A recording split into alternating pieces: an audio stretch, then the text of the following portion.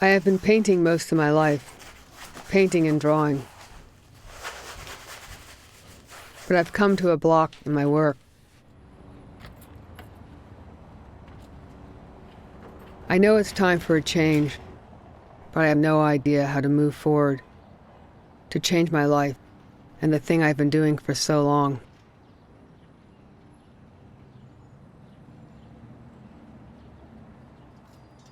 A friend of mine told me about a ballet class at our local YMCA. It might help you, she said. I knew these classes because I used to peek into them and say to myself, wow, that looks like so much fun, but I'll never be able to do that. I had an injury from a bad car accident, and besides, I wasn't a dancer. But today I decided to give it a try.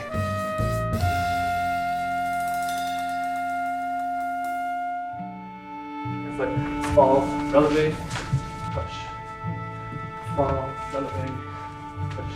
Look out, stage right and back when you go to the front. And then when you go to second, look straight ahead. And then when you go to the back, turn to get your profile. And then decide. If you don't want to do that big shot. And before too long, it was pliés, port-de-bras, fondus, and new friends.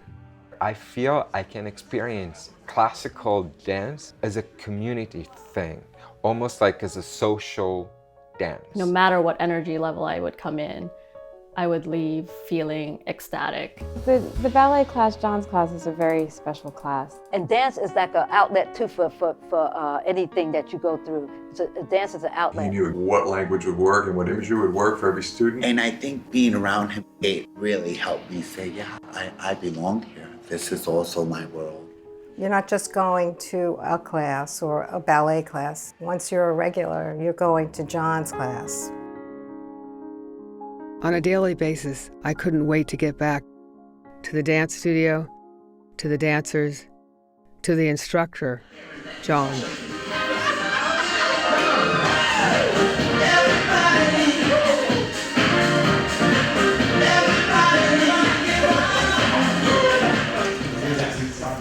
You want it's really your eyes. It's your eyes. It's really your eyes. Home base. Hold that way. Suit your go. Keep going. Yeah, because you have it. You're going. Push your feet first. Get into your feet. Feel your feet move over your ankles. I'm consciously doing that to use humor, to use joy, to get people moving. Make sure you go down first. Go down. I would be in the classroom. I remember this when I started the Y at 2000. I remember thinking the ballet police were coming to get me because I was like, you have an 80-year-old woman, and you have a 60-year-old man, and you have a gay guy, and you have a professional dancer girl, and you have all of these mixed demographics. And the ballet police were gonna come in from get me, and they're gonna go, this isn't ballet. I mean, for years, I thought I was gonna get in trouble.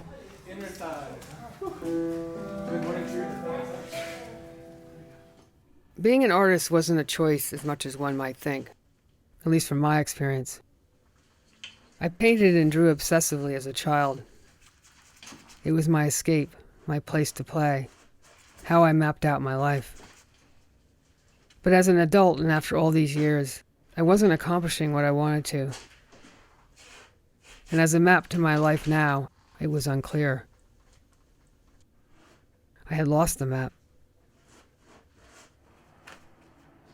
It was hard to explain to people outside the class why I liked it so much. I mean, I think that helps. So I hope that helps, yeah. It felt like college, but I never did this in college.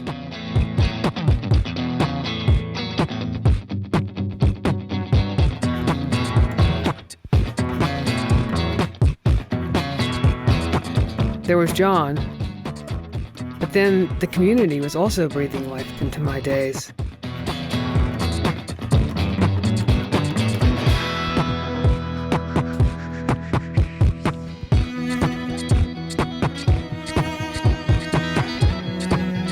I was drawn to everyone and couldn't get enough of their stories. I quit ballet when I was 14 because I was getting so tall. Quitting was very painful. It was always a struggle to try to take a ballet class because you have the memory of what things should feel like when you would do them in the past, even like 30 years ago. But now you don't have the strength And when it starts to come back, you get that glimmer of like, I can do that again.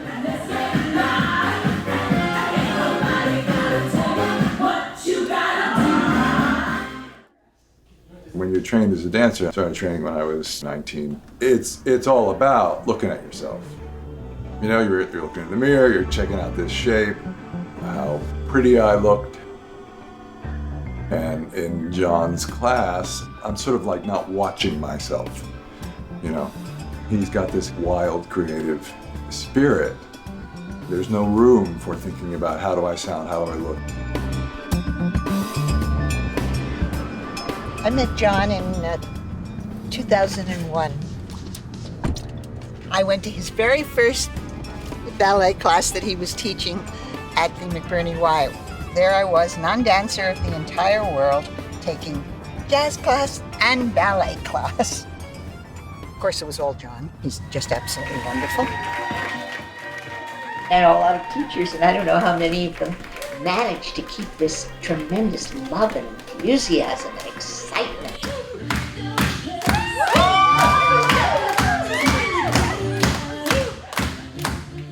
There's definitely like childhood injuries that I think John's class, may help with. So I think it is interesting when John like picks up on something. I had like a class where I just like put it out there, and John was like, "Oh, Teresa."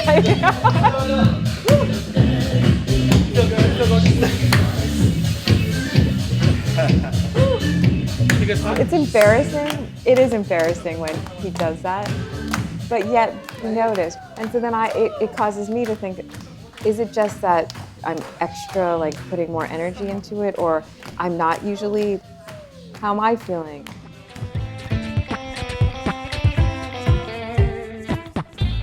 Teresa's comment about putting energy into it made me think.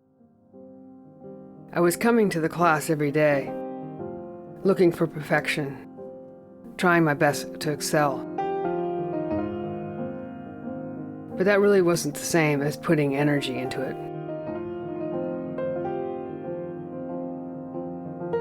My family, we were always into helping each other out. So at home, I was allowed to be myself a lot. I could dress up wearing little feminine stuff, kind of like clownish, superhero-ish kind of outfits. So when I started hearing the word sissy, you're feminine, then it started registering that I was different and registering that I was wrong, kind of. So it was never a thing to my family, but when you go out publicly, even now it makes me think, wow, society is quite a work of art itself, I remember starting to work with John, and he would say things like, but just try it, it's just me and you in the room, do it. And I kept doing that even when other people were in the room because it felt so free to me. People come into my class, I see them almost as like colors or vibrations. And I told Daisy, I said, Daisy, I see you as an angel. I don't see you as a man or a woman. I see you as a human being. And Daisy makes choices every day she makes choices. And it's not easy for her. Really, that's so much better. Yeah, but I feel like I'm doing it on my heel instead of my toe. Daisy and I had an instant friendship. You know what? It was a constant transphobic remarks made. Oh, really? But I used to dismiss them, like even when they got along with me, like the girl, the guy, the one with the one with the lips. It was always those kind of remarks. Can you be a transgender woman and be sort of a tomboy? No, it wasn't. When I transitioned, I was very much into sports and found internalized oppression from my own community saying, you can't play baseball, you can't play basketball. But those things I didn't see as masculine or feminine traits. I saw them more as wow, when I play baseball or basketball, I get a rush, I feel good, and I get to do things more joyously. I still feel tomboyish. What I do is this, you see me. Daisy had found freedom in dancing. And when we practiced together, she helped me feel less self-conscious with mine. Drop, spin, and boom. Okay. I was so self-conscious. And my injury made me fearful, especially going across the floor with the group. But I wasn't alone. I found a lot of people were coming to the class to help heal injuries. I was hit by a car and I broke my leg. And about a year after that, I was still in crutches. I was in crutches for nearly a year. I mean, this is the scar. The femur is shaped like this, and it cracked right here. So I was talking to John. I said, well, I'd taken dance when I was young. He said, well, try to take the classes again. I said, well, I can barely bend. And at that point, I was walking like this. I think he was able to give me change my image of myself as being a potential cripple to a person who was capable of doing at least this kind of thing. It was a big, it's a big move.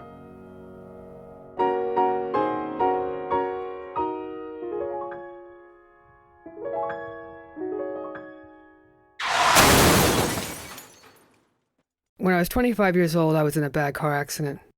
This kid was driving home from E.T., the movie. He was driving his father's car, and he ran through a stop sign and hit my car. And he pushed me into this stone wall, and my car turned into tin foil.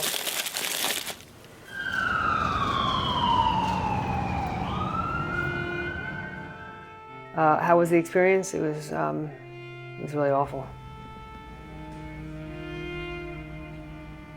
I had lawsuits. I had 10 surgeries on my legs. I was in a wheelchair. I was in a walker. I was in a leg gear. My life came to an end. I mean, really an end.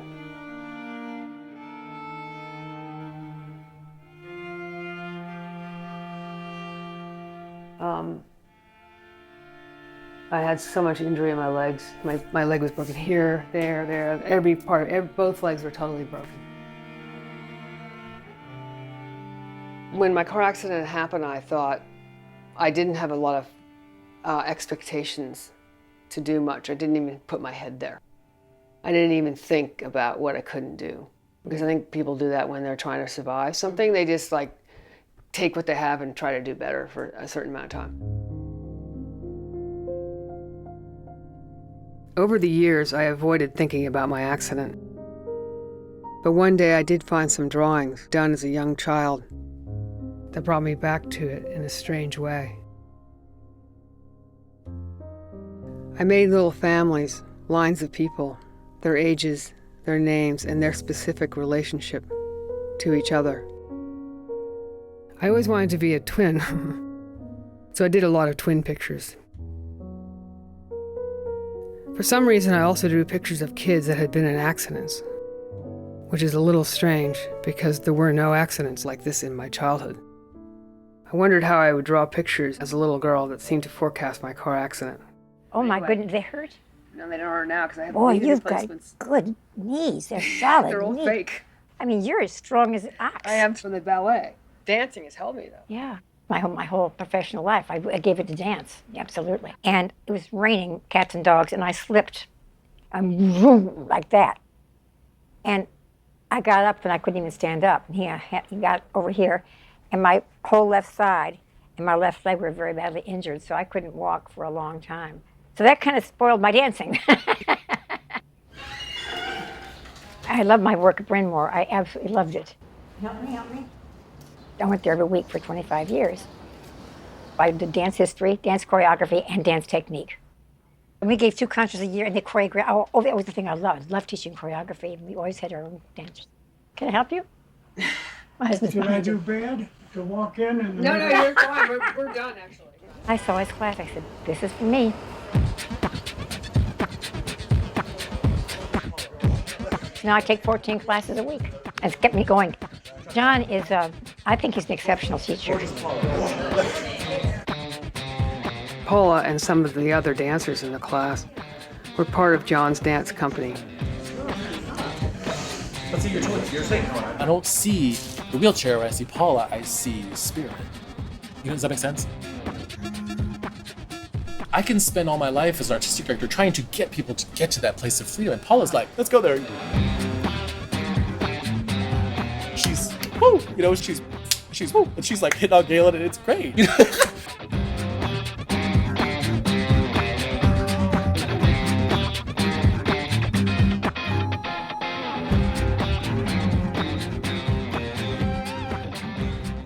I believe in dance on so many levels. I think it has a lot to give emotionally, physically, sexually, spiritually. It has I believe in it. It has a lot of value.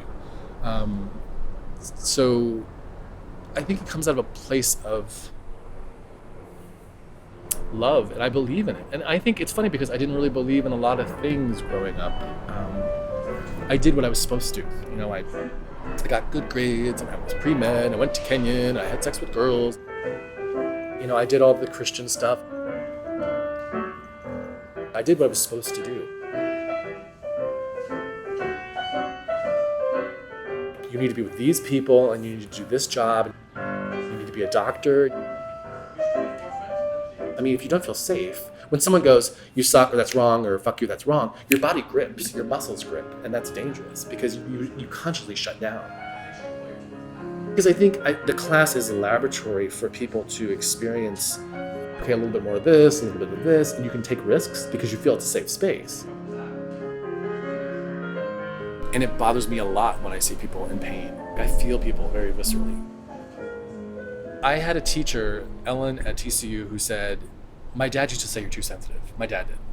Ellen said, yes, to me. And Ellen said, the chair of the dance department, she said, sensitivity is a gift. And she said, that's where the best art is made.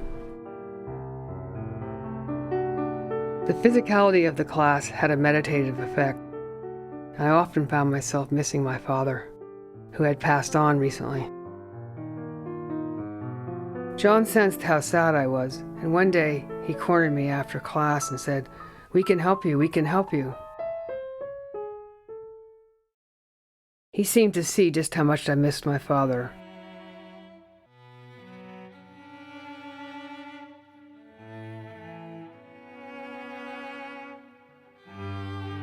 When we were children, he would take us all camping, and we did that weekend after weekend.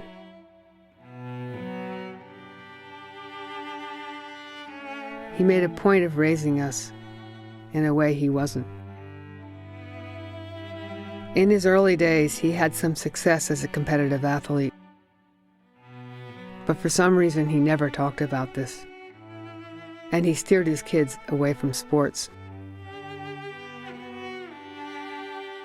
I remember so much wanting to ski and to come back to school and arrive at school with one of those tags on your coat.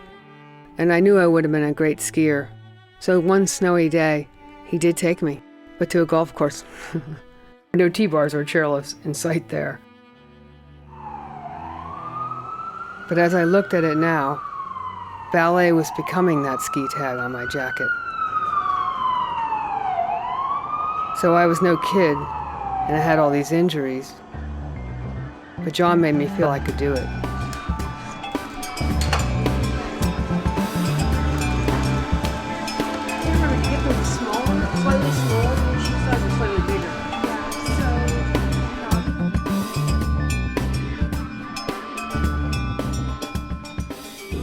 And while the anxiety around my painting evaporated every day when I got to class, and I was getting a hang of the steps, the more I caught on, the more I looked to John for approval. In ballet, when you're standing at the bar, you might be looking around. You are looking at other students, but it's very personal with the teacher. And I think that's why you become closer to the teacher.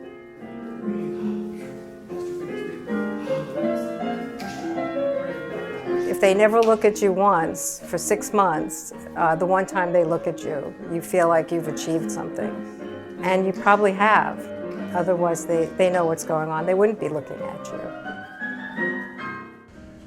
Remember that shirt we had in the dance department? It says all about the balls of your John knows by the amount of times you come, who the regulars are, who the dedicated people are, whether they're dedicated to learning more about ballet or dance, or dedicated to him. It's sort of a mixed up thing in a way. Both elements are present in those classes. Some people don't need to be babysat. Some people know their tools. He don't have to spend a lot of time telling us that, oh, you know you lost your focus, make sure your foot here. You have to do that. Well, we know what we have to do. That's why sometimes he don't want me to answer in class, I already know the answer. John said, you're racing across the floor. You know why? You letting all that negative energy affect you. don't race across the floor. You are a dancer. Don't worry about them. You are the dancer here. I felt different because I did not care to be singled out, yet John would sometimes do that. And I think if you're not really into showcasing, he would just think you're shy and try to make you come out of your shell. And sometimes it was hard to explain that I'm not just being shy, I just really don't want to showcase. It was fairly obvious that some people would vie for his attention or really relish this attention. But I think once students get some attention, they inevitably want more attention. And part of the experience is wanting to do better, wanting to defy gravity, wanting to please the teacher. John was so fought over. Have you guys ever done modern? He was such an object. Shirley, you're gonna go. But I was beginning to see John as much artist as he was ballet teacher. And I had this nagging sense he could help me find my art again. Left back. You're gonna do right back. Right back, Slow, good. kill your knees left. Okay. Up. No one seemed closer to John than Jeanette and her sister, Shirley. 7, 8. We're trying to get close because we're trying to make that wall because Paul's going to come behind us. Remember? They had been dancing with John for a long time.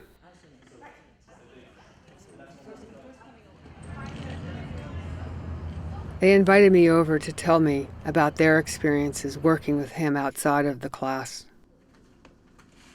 He knows my purpose, and he knows that he's pushing me to and helping me get to where I want to be.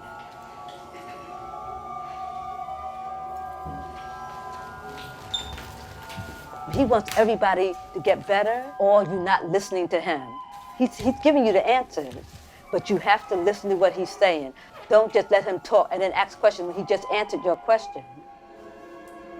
Somehow he got me to open up about myself, and I told a lot of personal things about myself. To make a long story short, I said I was attacked by 2 men.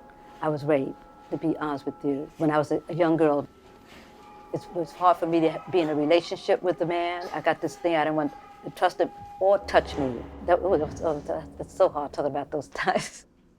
Yeah. My mom didn't want me to report it. She said if I go to the police, they're going to interrogate me and make it worse for me. I was telling John about it, and John said, that's why you found healing in dance.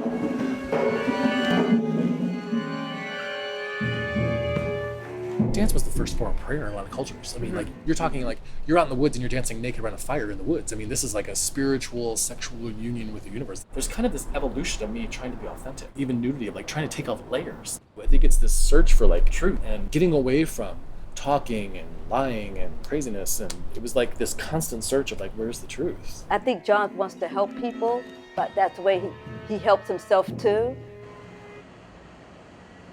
And then one day after ballet, John did ask me about my work, and I was telling him how stuck I was. He said, well, I'll come over and help you. And I was like, wow, this is so weird. How is he going to help me? He said, I'll just come over and we'll just talk and we'll just move around. I said, great, and I'll take some photographs. He made it very easy. He made it very comfortable. He made it very warm. We started out doing still shots, just him sitting on a chair. I wanted to bring painting into the movement, so he started a second project with another dancer from the class. I love to see people heal. Well, you got me healing with saying, yeah, because we did those projects. Oh, really? How'd that heal you? Because I was painting on a canvas on basically a one-dimensional thing, and you brought in this sort of three-dimensionality. I didn't know that. Yeah. So kind of like going to a three-dimensional. Yeah. I titled the videos, and they were shown in a few galleries.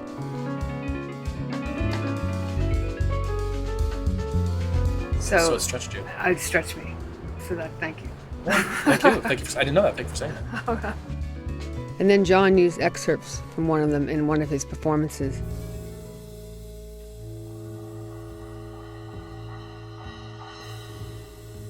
He was starting to develop his program internal landscapes. His theory in internal landscapes, you go internally and you get it all out and you change your life basically to something better. You're taking risks. You're going to accept that you're going to leave, in my case, painting, and you're going to do something else. It's not about character analysis, it's just embodying something. So if you're feeling it, you're not thinking.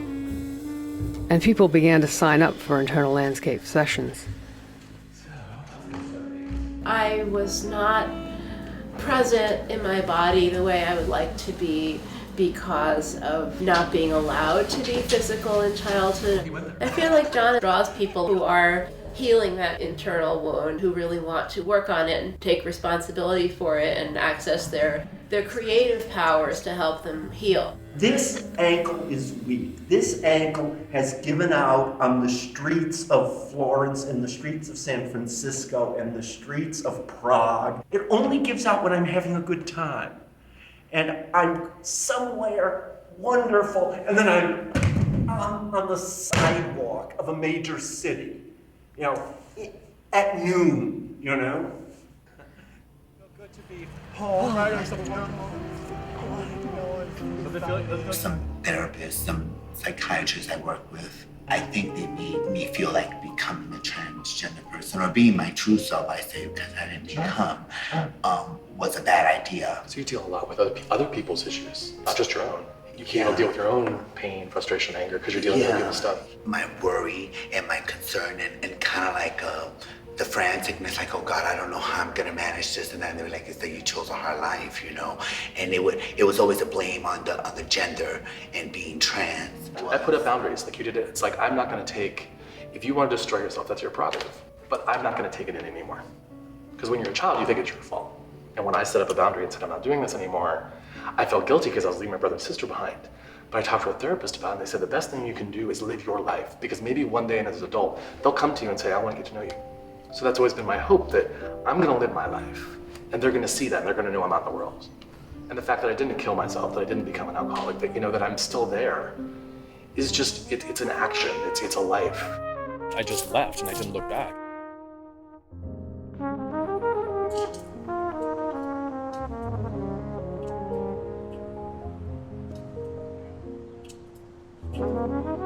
I didn't really believe in a lot of things growing up. I did what I was supposed to. I got good grades, and I was pre-med, I went to Kenya, and I had sex with girls, and married a woman, and I went to church. I did everything I was supposed to, I did all that stuff. And as I got older, all the shit fell apart. It was like my authentic self started coming up. And it was scary when it did, because I lost a lot of people, and I knew I was alone for a long time, and that was very hard.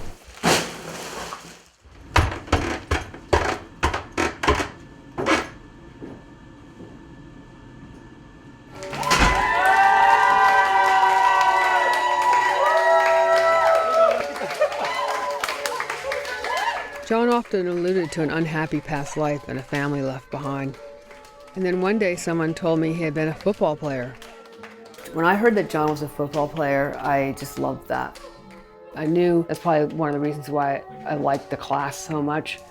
So I didn't grow up with sports. I had lost that as a child, or not lost it, but hadn't evolved as an athlete. And then having a car accident where it was impossible to really do anything really that well ever again. So I found the team, I found the sport, and I found that moment. But my curiosity was steering me in other ways too. John had helped me explore new ways of making art, and he had done it with me. Maybe now I could do a longer project using film, and that project could be a documentary on him. Where did he come from, that he was so cut off from his family, and so wholesome at the same time? For someone who said he had a dark past, John was so connected and joyous, and in the moment. I wanted to know how he got there. And he said, yes, you can do a film about me. I didn't know anything about filmmaking, but I went right to it. The first person I interviewed was John's Uncle Frank, his mother's brother.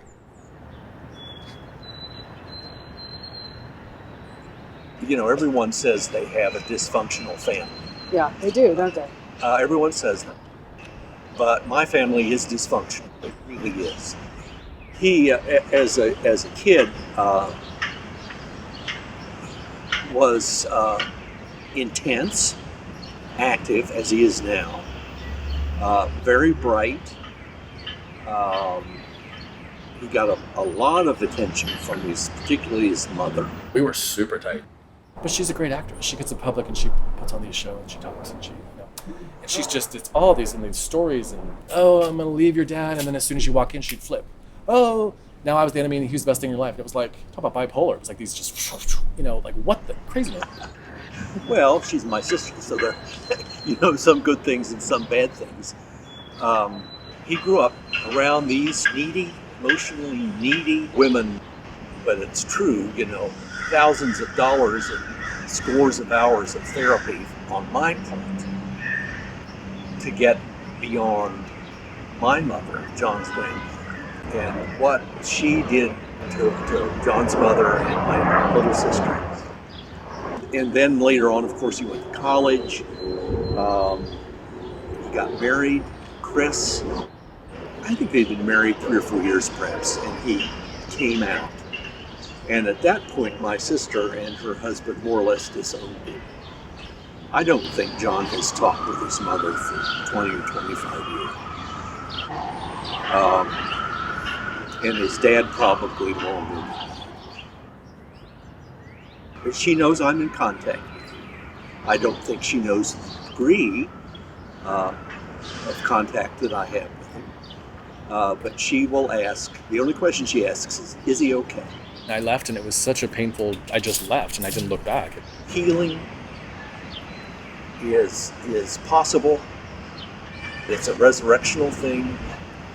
And that's what God wants for us. I wanted to go back to the place that John hadn't been in so many years. The place he grew up, Medina, Ohio. So I did. I thought of my own family. Together for very few years. I hated hearing my parents fight. I would hide so they wouldn't know I heard them.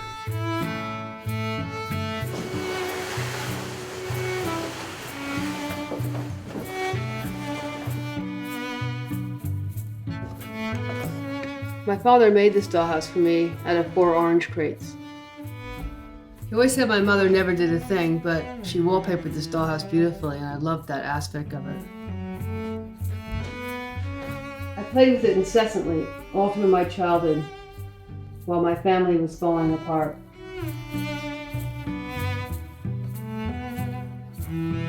One day my father left, taking my little brothers with him. Later my sister and I followed them. And by then he had remarried, leaving my mother alone.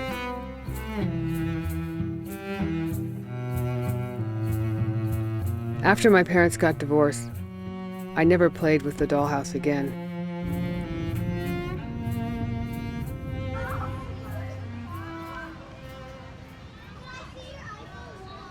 So there I was in John's hometown. His 25th high school reunion was coming up. He wasn't going, but I said I would, and he suggested I stop by his parents' house, the house he grew up in. So I did, but no one was home. But his mother's sister, Beth, did agree to meet me. That's Deb. That's John's mom. That's Roger. Well, that's adorable. He's sort of like a father there. He always was to those kids. And he seemed happy. Oh, yeah. Giggled all the time. He's always laughing and having fun. He was loved.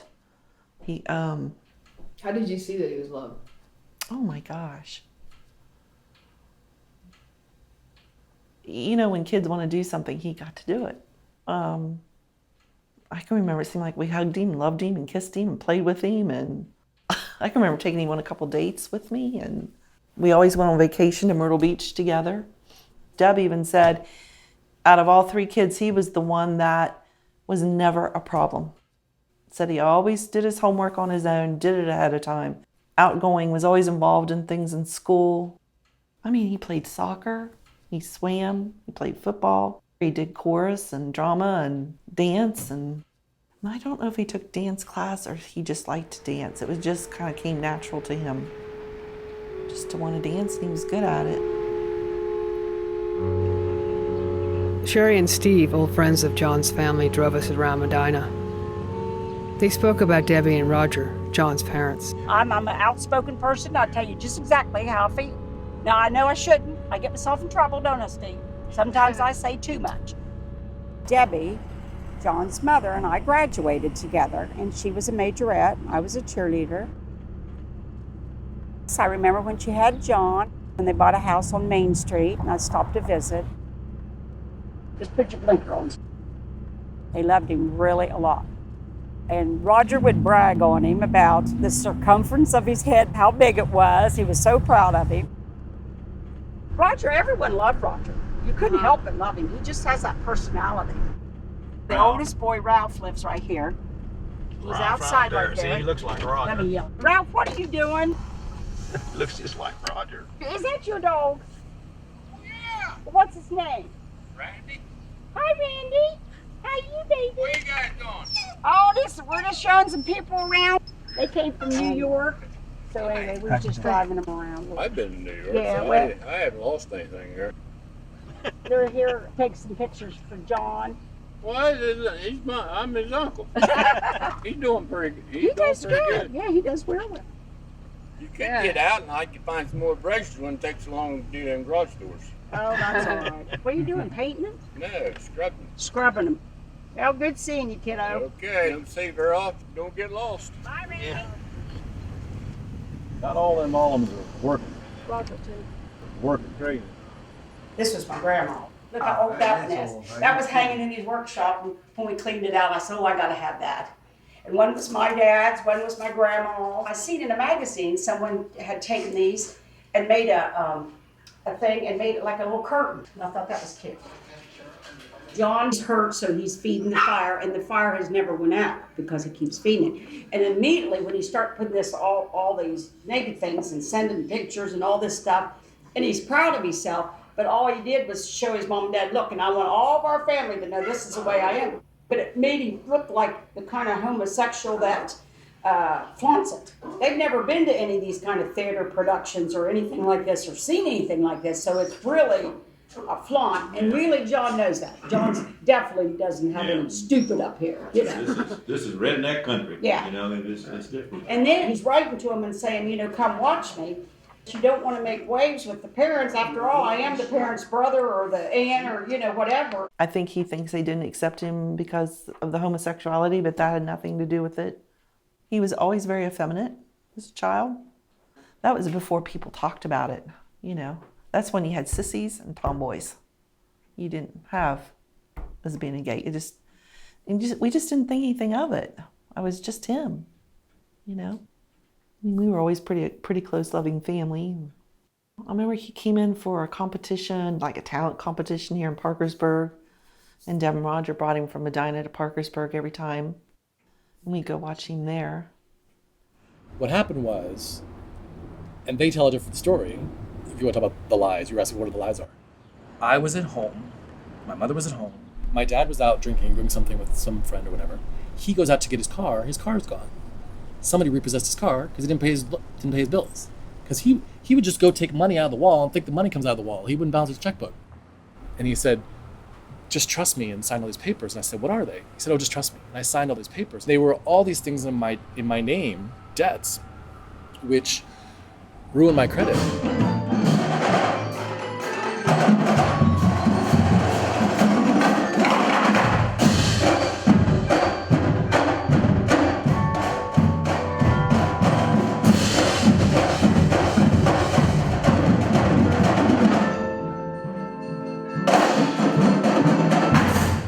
He was in my first grade class. A lot of these people, you know, went through school together. There he is, JC. We called him JC.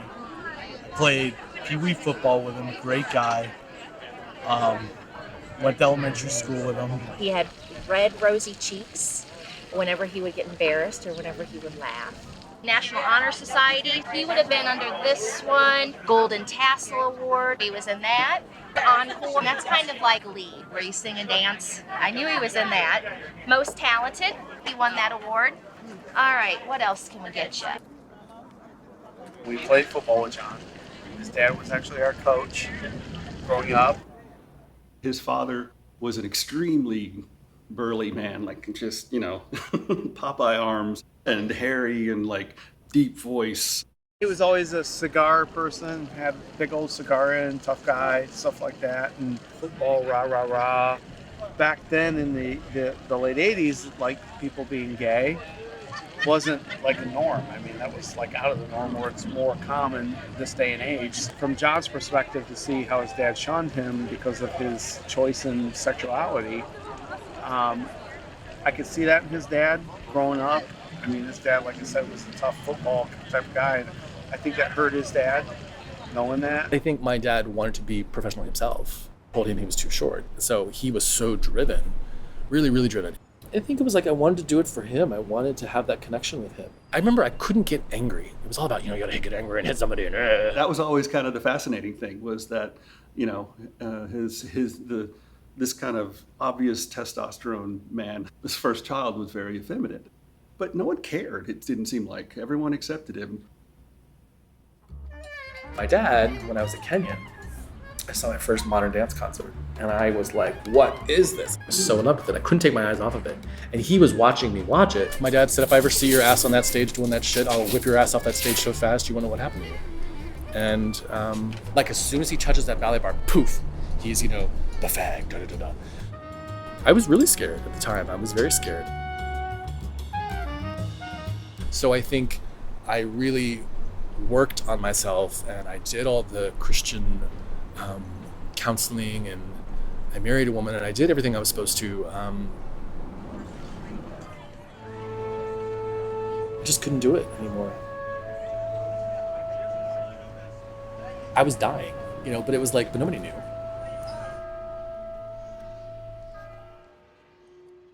She doesn't want to talk to us, does she? Mm-mm. It's just too... Yeah, just rather not go there. It's too painful. Yeah. It's too painful for her.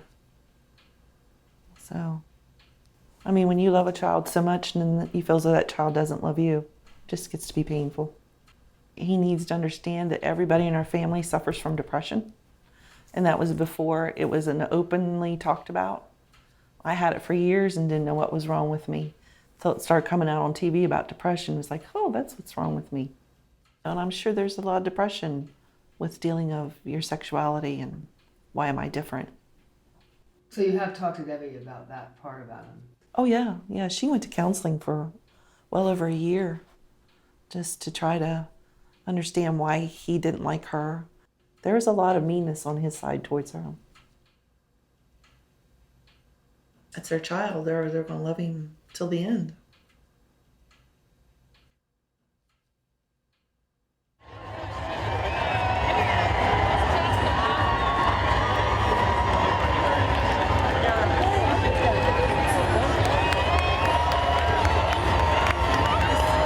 I met John first on the A train, and I saw him opening up some birthday cards with pictures of naked men popping out of birthday cakes. So I kind of winked at him, and when he got out of the train, I said happy birthday, and that's when I invited him over for dinner and got to know him and his beliefs, and basically said he doesn't really communicate with his family and doesn't have a family per se, and that's fine. It was like 6 months into the relationship, John said, I can't be with a man unless they're out, unless they're able to be who they are. And I said, okay. And I called all of my family and told them that I was gay. I just did it by phone. And I said, okay, I'm out. When I got to know John, I knew that he was divorced from his wife. She kept on calling and harassing. And the calls just got crazy. And I said, we're taking on a restraining order. What was she calling about? I don't know what she was calling about. She just would call, and he'd say, stop calling. And she would continue to call. It just ran. So I forgot what. So she must have been doing this for a while, actually. Probably. She stopped with the restraining order. We got the restraining order, served her the restraining order, got one phone call and said, darling, this will be reported. That's it. Never called again. It worked.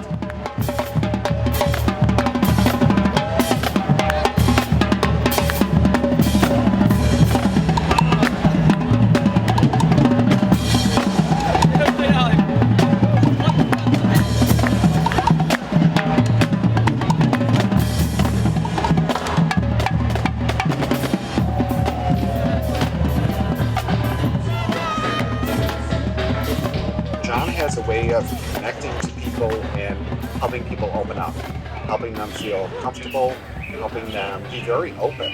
Dance is a very powerful art form.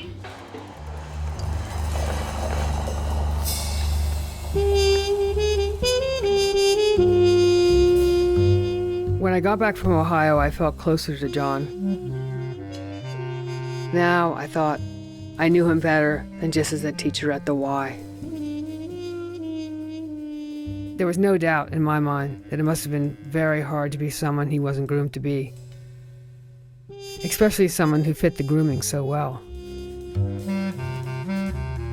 There was a reason I thought I knew him. He reminded me of my own family. He had this family situation in Ohio that kind of mimicked mine, but in a completely different way. So much about the way he had experienced his childhood, I guess I could identify with, even though it was a very, very different story. He had explained to me that he felt terrified to think of anything but just survival. That was a feeling I recognized. After we left my mother, I just wanted to disappear. There was a lot of the kids bringing up the kids. It's too heavy for kids to bring up kids, you know? It's just too hard.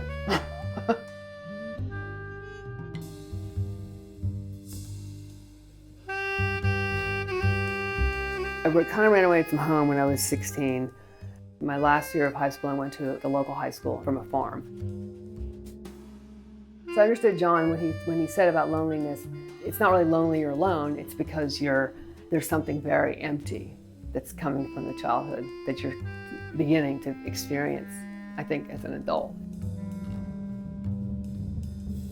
And then he turned his life around by being who he is. But for now, I was just excited that I had something to share with John. I showed him some of the clips from our trip to Ohio. Yeah, I mean, you grew up with these people, yeah, that's true. Okay. Oh my God, that's Ralph. Wow. Whose house is that? That's your house. What? That's not, get out, go back. That's your house. Proud. And I'm so proud. It's huge to know someone of your class is doing wonderful things for other people. Their love makes me sad because I don't know them. I was literally running away for so long. I never stopped to feel. But what happened was, I was in college 89, 90, 91. I graduated in 98. So I was at a school for 4 or 5 years paying loans, waiting tables. Yeah, I went to a gym and I took a ballet class. That's where I started. This is first position, this is second position. It's like I teach you guys. Because you know what part hurts. So you're really aware of it. I got to feel on my toe. So you really think, okay, I'm on my toe. Because it'll hurt, you know, right? Yeah,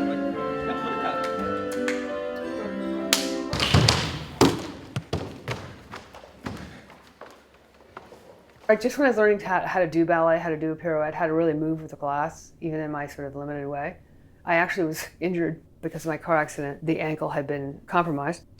I went to 7 doctors. You need ankle replacement now. Ankle replacement. I have 2 knee replacements, and ankle replacement is actually probably for the first time in the 30 years since it had happened, I realized just how damaging my car accident had been. I could no longer dance. At least not in the way I wanted to. When I was better, I went to John to speak to him about it. Well, I think, take Paula, for example. You just saw her in that piece. I mean, her attitude.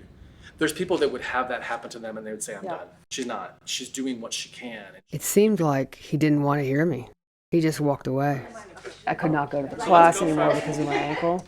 and I go, watch. I did that for a long time. I literally sat on the side and watched.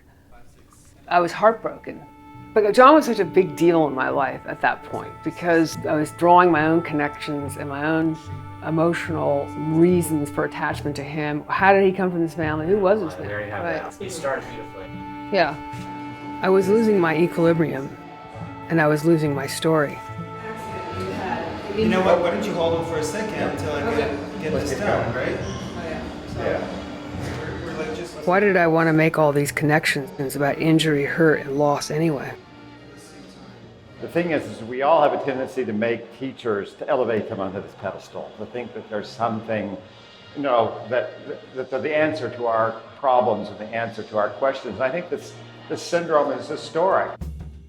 If you get a person who has some kind of traumatic experience, in my case it was an injury, but it could be anything. It could be a divorce, it could be the death of someone, a death of a family member. It could be something that puts you in a vulnerable position. But at what point does that person start becoming more than just a teacher? At some point they become the guru. They become Jesus. They become the Mahatma. Do you find students or maybe people, other people projecting onto you? Subconsciously, you have to work through Yes. that kind of Subconsciously, conflict or consciously. I'm resolution. father, I'm teacher, yes, huge. Mother, parent. How we project onto people, how we project all of these things. This is my mother, this is my ex-boyfriend, this is my ex-wife, this is my ex. And you have a reaction with that person, it's not even that person. Sometimes we get attracted to the pain, we just stop. And if you go through, you can get joy in your life. And you have to be able to find that. And that's where you've been talking. Like you had, Joy was the name of your book. Yeah, but it's a trick because it's John, Alam, yearning. It's J period, O period, Y period. What John is, what Alam is, and what yearning is.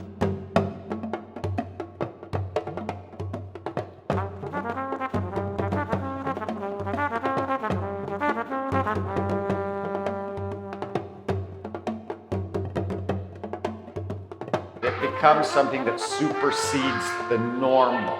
That's the strangeness in a relationship with a teacher that I'm trying to get to. You start deifying this person. And then inevitably something happens.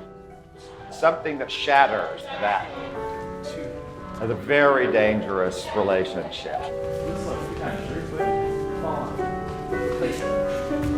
Recovering from my ankle, I spent a lot of time with my mother. Black bags in the front, aren't you done? Yeah, I've never in my life seen the Riverway so crowded with people. And then I also saw, I think I saw George Clooney on a bicycle. Yeah. I think so. Yeah, I'm pretty sure it was. My mother helped me focus on the question, what is it that I so like about John? And what is it he's so good at? That's it. Yeah, that's good.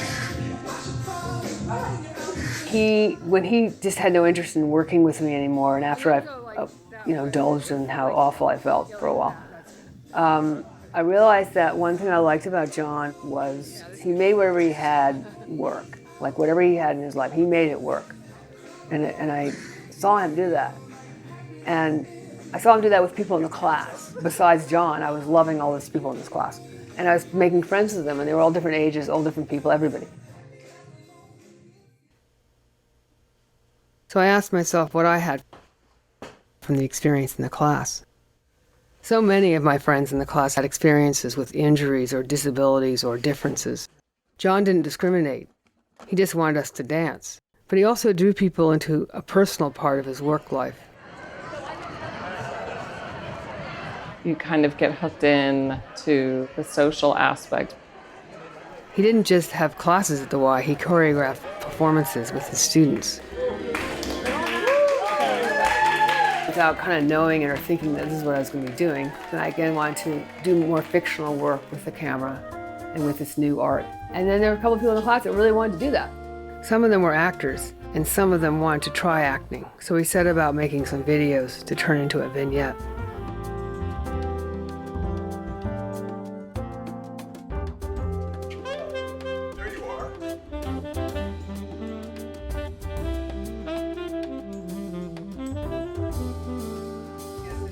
expression. Beautiful. Oh yeah, wonderful expression. I couldn't believe it. He had me dancing. He was creating a dance at that time. He was making a dance, choreographing one. And he asked me to be in it. And I was dumbfounded. I thought I'd never be anywhere near anything like that. But he used my inability in a good way. I was a person who was crippled in a wheelchair.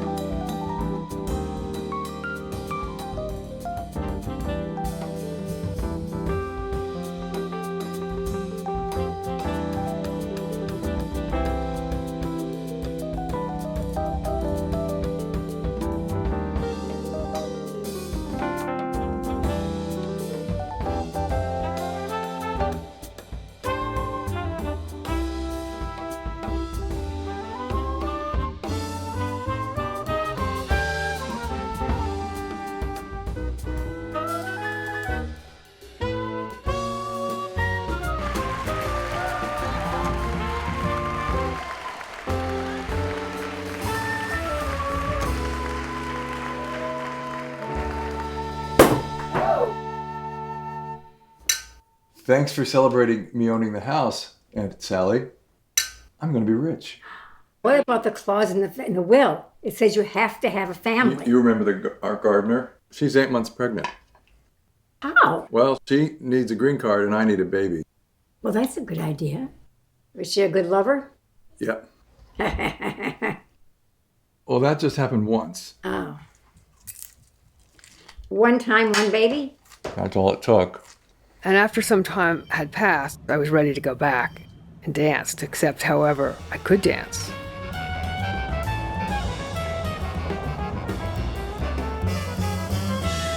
But unfortunately not to John's class.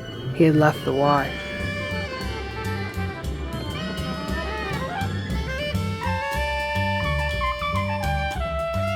She was into voodoo herself. She was. I was shocked when I heard that. They were going to make voodoo dolls of her. Who would believe it, that there's voodoo at the YMCA in John's class? Everybody tells the same story. Somebody came into John's class. She said that her class was over. It was time for John's class to end. And she was like looking at her watch. John? Everyone looks at her like, why are you there? You know, and there's expression. John, I have to start setting up. Somebody must have got to her and poisoned her mind. She took her cell phone out, started pointing to her cell phone. She put her hands out, tried to block the class and say, stop, stop. She yelled real loud. And she got so mad, he got angry. John was trying to calm her down, calm her down. And finally, he put his hand on her shoulder and just said, please, let's talk about this. And he walked her out of the room. She went up to the top people at the Y, and that's how it ended. Wow. Hey, it's John. I'm just calling to tell you I am no longer a Y employee. After 15 years, not anymore. Like that. It was like all of a sudden he called and said he's not there anymore. I was stunned. His reason was that the Y didn't protect him. I think emotionally he made the decision to quit. Another point of view would be of disgruntled dancers who were in the class and wanted more attention and were allegedly complaining to the Y about John, which may have catapulted this whole incident. But I think now it's made him open up his eyes to other things that he could do. I don't know how much he wants to put forth what really happened. Why he felt that way so easily. I mean, people don't just stop like that normally. Have you read the will, by the way? I don't care about the house or the money. I am Uncle Simon's daughter, not his niece. There was no real goodbye. I wonder how he feels about it.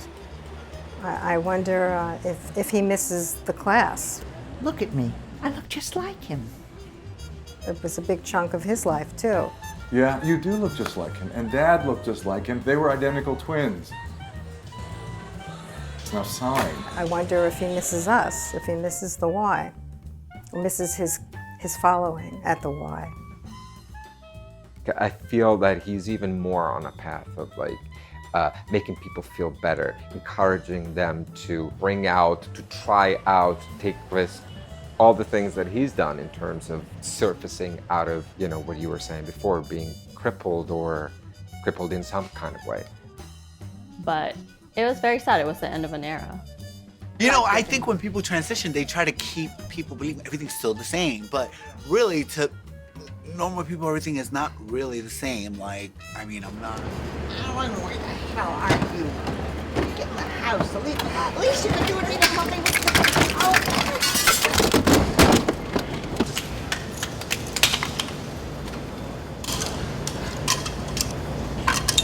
But it's at the cutting room floor. But Yeah. I'd be surprised if there were a handful of others who would behave so unpredictably. Well, for you, there was something about John, something special. I wanted to be like John. I wanted to overcome my challenges, like I felt he overcame his challenges. I wanted to be on the other side of my challenges, on the other side. And be joyous. And be joyous, and Nice. and figure out how to give to people.